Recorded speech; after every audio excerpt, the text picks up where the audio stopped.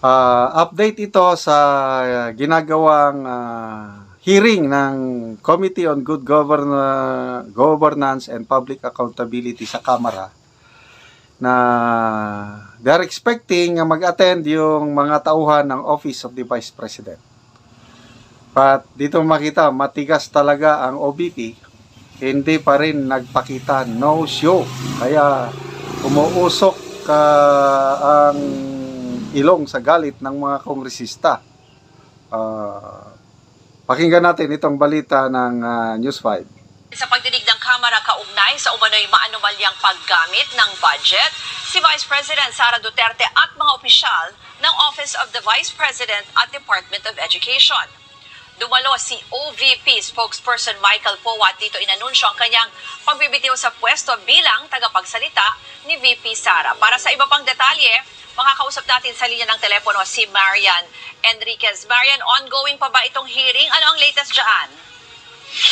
Yes, Ruth, tuloy-tuloy pa rin nga yung pagdinig ngayon ng House Committee on Good Government at dismayado yung mga kongresista sa hindi na naman pagtipon ng 7 opisyal ng Office of the Vice President at Department of Education na pinasasagot ng komite para sa mga irregularidad sa paggasta ng confidential funds ng mga opisina ni VP Sara Duterte noong 2022 at 2023. Nag-reissue lang ngayon ng subpoena ang komite pero kung hindi pa rin daw titipon sa susunod o ikalimang pagdinig ang mga opisyal, mapipilitan na silang i-cite in contempt ang mga ito. Kasabay nito, inanunsyo ng komite na nakaalis na nga ng bansa si OVP Chief of Staff Zulaika Lopez na isa sa mga gusto nilang questioning. Lumipad na raw pa Los Angeles, California si Lopez kagabi. Isa si Lopez sa mga gustong ipasama ng komite sa Immigration Lookout Bulletin kaugnay ng maanumalyang paggasta sa budget ng OVP. Samantala, dumalo sa pagdinig ngayon ang OVP spokesperson nga na si Michael Powa. At dito rin, kanina nga inanunsyo niya na hindi na siya konektado sa opisina ni VP Sara matapos ang kanyang resignation bilang tagapagsalita ni Duterte. Epektibo na raw ito bago pa ang naging pagdalo niya ngayon sa pagdinig. Diit niya bilang resource person ng pagdinig. So ito, medyo naisahan na naman ng Office of the Vice President itong mga kongresista. Kaya yung iisa lang nag-attend si Michael Powa, yung spokesperson. Kaya lang, effective December 30, 2024, resigned na siya. Ano ngayon? Wala na akong masasabi dahil hindi na ako connected. Yung 7 naman na iniimbita, hindi rin nagpakita. Kaya inisyuhan na sila ng lookout order o lookout bulletin ng Bureau of Immigration para hindi sila makalabas ng bansa. Then, yung isa, yung Chief of Staff, nakalipat na pala. So, yun. Anyway, kung talagang may anomalya dito, dapat kasuhan. Ito naman kasi, makikita mo, may political agenda Tapos yung confidential funds pa ng 2022 ang hanggang ngayon pinag-uusapan niya. Nasa naman?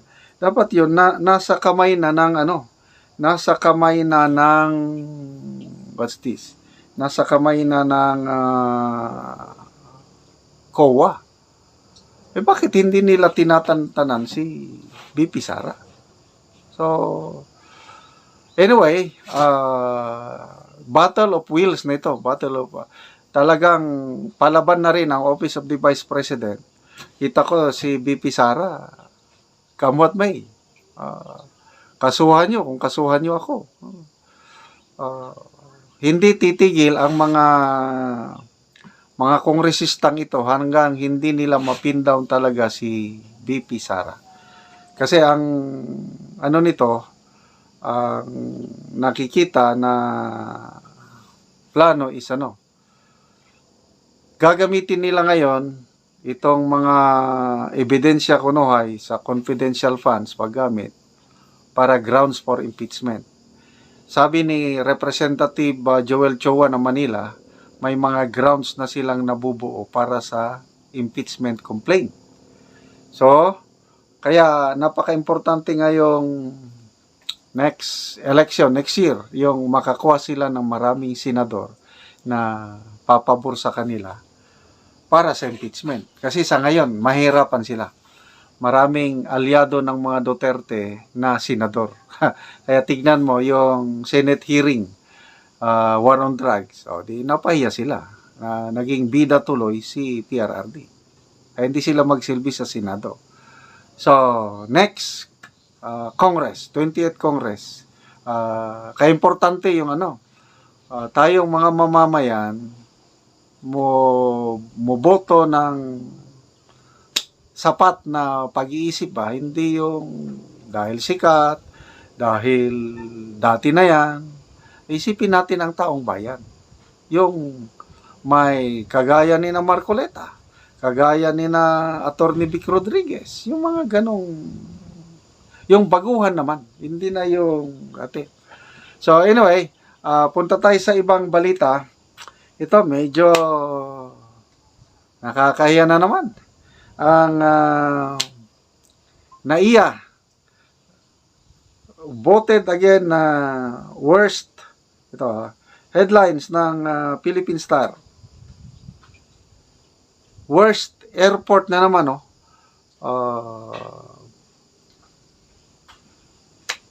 NAIA remains worst airport.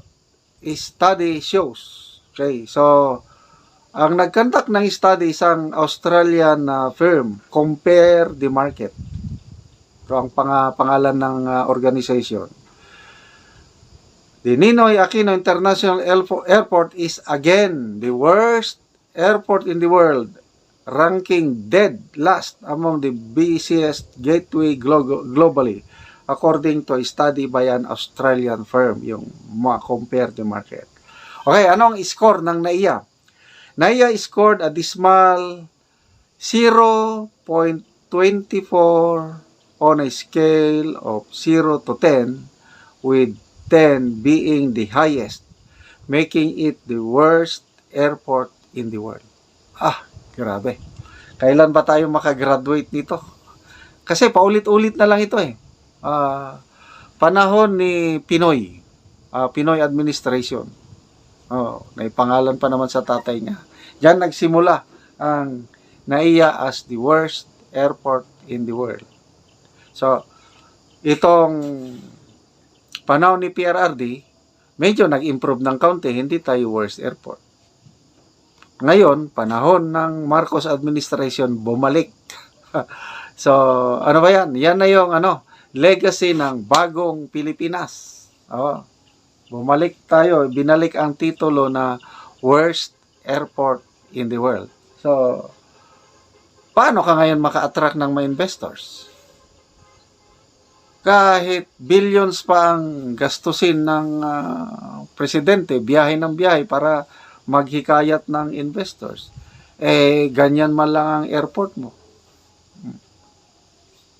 Kailan ba yun? January 1, 2023, nung nagka-brown out sa NAIA na kasama kami ng wife ko, natulog doon sa simento. Ganyan ka, Tapos, sinundan pa ng mga surot. Sinundan pa ng mga rats. Yung kikita na tumatakbo-takbo.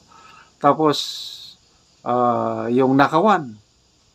So, ang daming kapalpakan. But hopefully, dahil na-privatize naman, effective September 14 ba yun? Nag-take over na ang new NAIA Infra Corporation, isang kumpanya under San Miguel Corporation. Hopefully, kahit kate-take over pa, hopefully, few years from now, magiging na rin. Hindi na tayo mapapahiya na itong gateway natin, main airport natin, palagi na lang worst airport. Hindi, mayroon pang bagong study lang Yung, anong tawag doon? Yung pinakatagal sa pila, parang ganun. Yung delay pala. Longest delay in the world. Anong airport ang may pinaka-longest delay? Mga flights. Wala nang iba, NAIA rin. Ano pa? Ang dami na nating title Yung traffic capital in the world. Metro Manila. Most dangerous cities in Southeast Asia. Number 1, Manila. Yung nasa top 10, 4 na syudad sa Pilipinas. Dangerous cities in Southeast Asia. Number 1 is Manila, number 6, Cebu, number 8, Iloilo, number 10, Makati.